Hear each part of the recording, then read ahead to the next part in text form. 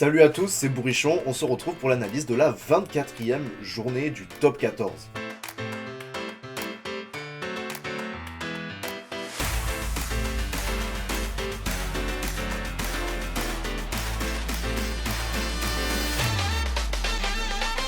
Et c'est parti pour les matchs et le premier, à savoir Montpellier-Stade Toulousain. Bon, c'était clairement une opposition de style au niveau de la confiance. Du côté des Toulousains, encore une fois, l'ADN et l'institution sont au cœur du projet de jeu. Peu importe les joueurs qui jouent, en vérité, ils ont quasiment tous le même niveau. On l'a encore vu samedi après-midi, puisque là c'était une équipe très remaniée avec plusieurs jeunes joueurs du Stade Toulousain. Et pourtant, ils font plus que rivaliser avec les autres équipes, ils sont vraiment au-dessus. Évidemment, cette philosophie, moi j'adore. Je suis quelqu'un qui aime beaucoup le jeu porté sur l'attaque, sur le jeu de trois quarts.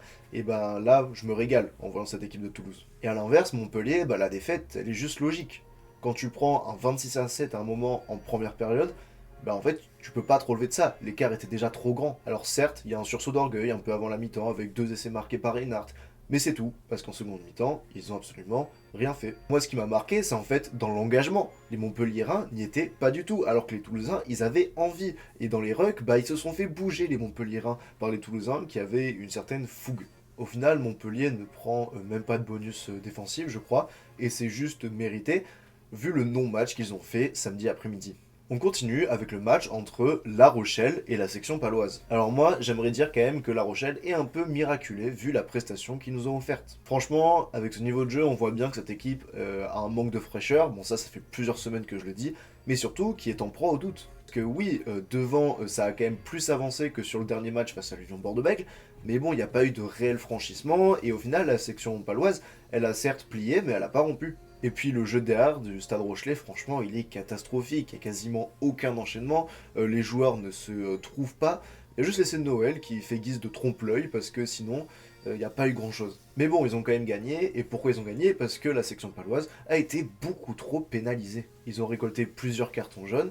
Et en attaque, ils ont été beaucoup trop imprécis. Le nombre de ballons égarés par cette équipe de la section, c'était juste énorme. Puis même des fois on avait l'impression qu'ils étaient un petit peu perdus, il y avait une très mauvaise réorganisation offensive et c'était un petit peu je me démerde avec ce que j'ai quoi. Et au final ils ont joué véritablement seulement sur les 15-20 dernières minutes, c'est là où ils marquent la plupart de leurs points et ils peuvent néanmoins remercier Elliott Roudil d'avoir fait cette claquette magnifique pour son ancien partenaire Jules Favre parce que sans ça ils gagnaient quoi. Une autre équipe qui a été aussi imprécise à l'extérieur, ça a été l'Union Bordeaux-Bègles qui se déplaçait sur la pelouse du Stade Français.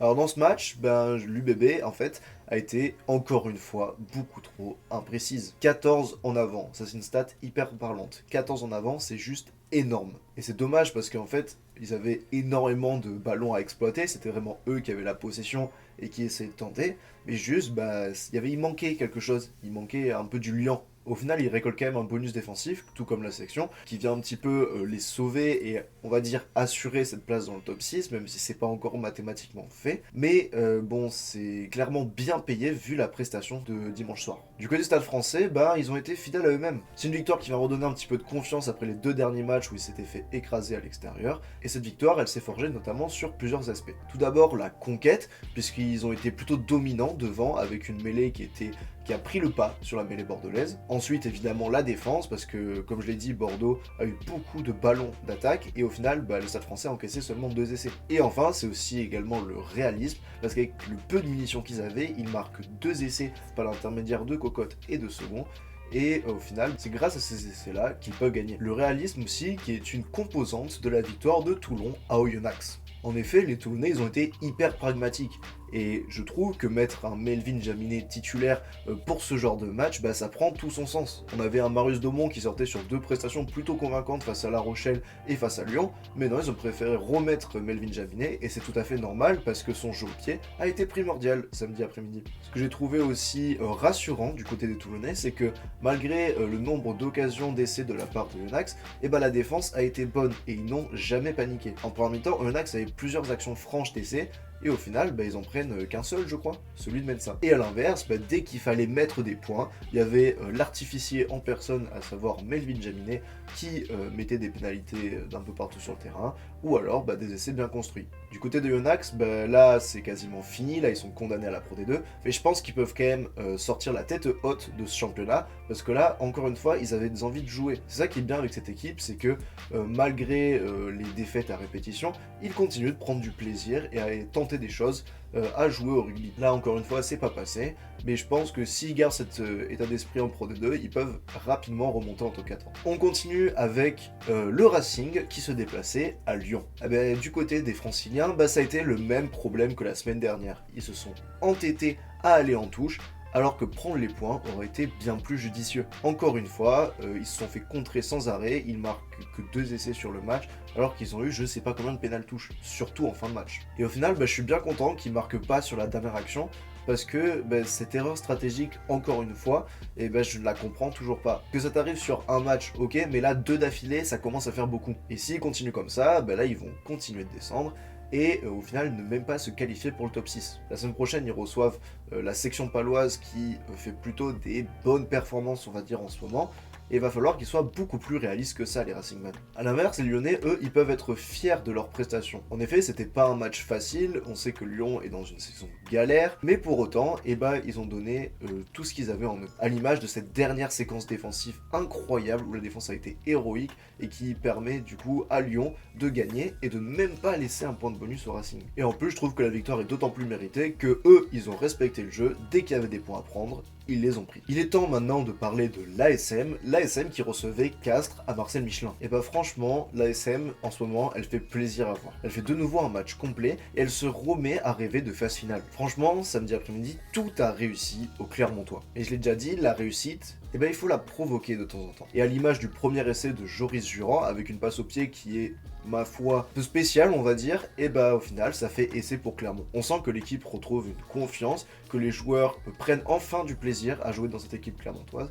Et au final, ils peuvent s'offrir une fin de saison assez sympa. On a clairement aussi un mental qui est retrouvé, à l'image de ce bonus offensif qui avait été perdu dans un premier temps, et récupéré à la 82e minute avec cet essai de Pythagus Sowakula. Ça, il y a quelques mois, Clermont ne l'aurait jamais récupéré. Puis franchement, la défense a aussi été bonne, il y a eu seulement 2 trous d'air, à savoir les 2 essais castrés, quoi. Et du côté de Castres, écoute, c'était très compliqué quand même. Ils ont jamais été dangereux, ils ont montré de grosses lacunes offensives, à part les 2 essais, mais qui viennent un petit peu de nulle part, ils ont pas eu de vraies attaques qui ont franchi, quoi. Et même sans franchir, des attaques dangereuses, il y en a quasiment pas eu du côté de Castres. Il y a eu en vérité qu'une seule action qui est un peu construite, c'est le dernier essai d'Abraham Papalili, et encore, c'est juste une percée sur un plaquage manqué, quoi. En plus de ça, la défense a été très friable, franchement, je trouve que ce sont des beaux essais, mais les 2 essais de Jurand, avec une défense un peu plus robuste, ils y sont jamais. Et puis même, en fait, la perte de centre, elle a été aux abois. Si on ajoute le fait qu'ils n'ont pas été agressifs et pris dans le combat, forcément Castres repart bredouille et laisse le bonus offensif à Clermont. A l'inverse de l'USAP, qui lui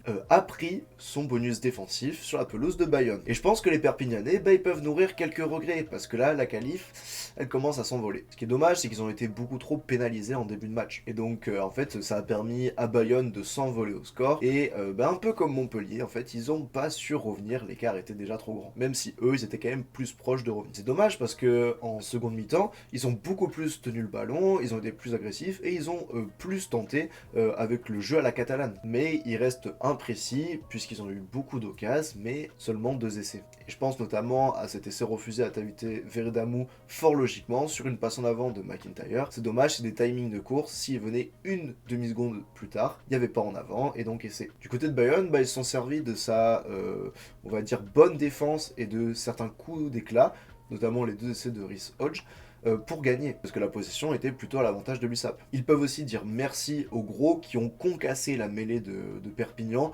et c'est en partie grâce à ça qu'ils ont pu gagner. Pour Bayonne, le maintien est assuré, la qualif est trop loin, donc ça va être une fin de saison dans le ventre. On passe maintenant au top et au flop. En top, je vais parler d'un Bayonnais justement, en la personne de Baptiste Egui. Franchement, je l'ai trouvé énorme, à la pointe du combat comme d'habitude, ça a été un gros plaqueur, dans le jeu il a été disponible, et en touche, il a été impérial. Le deuxième top, c'est encore en troisième ligne, c'est Pythagus Sowakula, qui en fait, offensivement, est un monstre. Je trouve qu'il est très dangereux à chaque prise de balle. Il a toujours cette capacité de résister au contact et de faire des offloads qui peuvent créer des décalages. Et puis évidemment, c'est lui qui marque l'essai du bonus offensif. Enfin, le dernier top, c'est encore un troisième ligne, c'est Mathys Castro Ferreira. Alors là, j'ai rien à dire à part le fait qu'il a été énorme tout le match. Il marque un essai en début de match, je crois même qu'il marque un doublé, je me souviens plus exactement.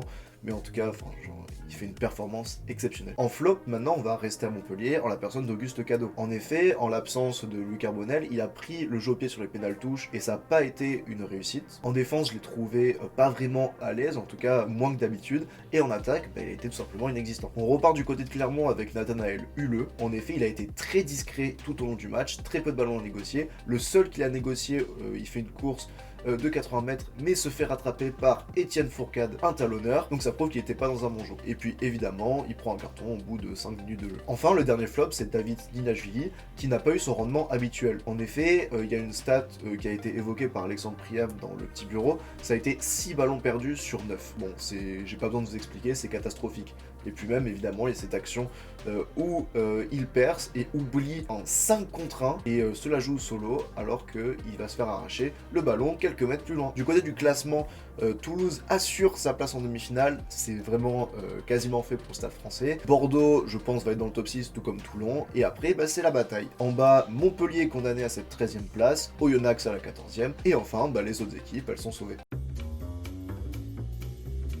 Voilà, cette vidéo est à présent terminée, j'espère qu'elle vous aura plu. Si c'est le cas, n'hésitez pas à vous abonner, activer la cloche, m'écrire un commentaire et laisser un like, ça m'aiderait grandement. Bref, c'était Bourrichon, ciao ciao.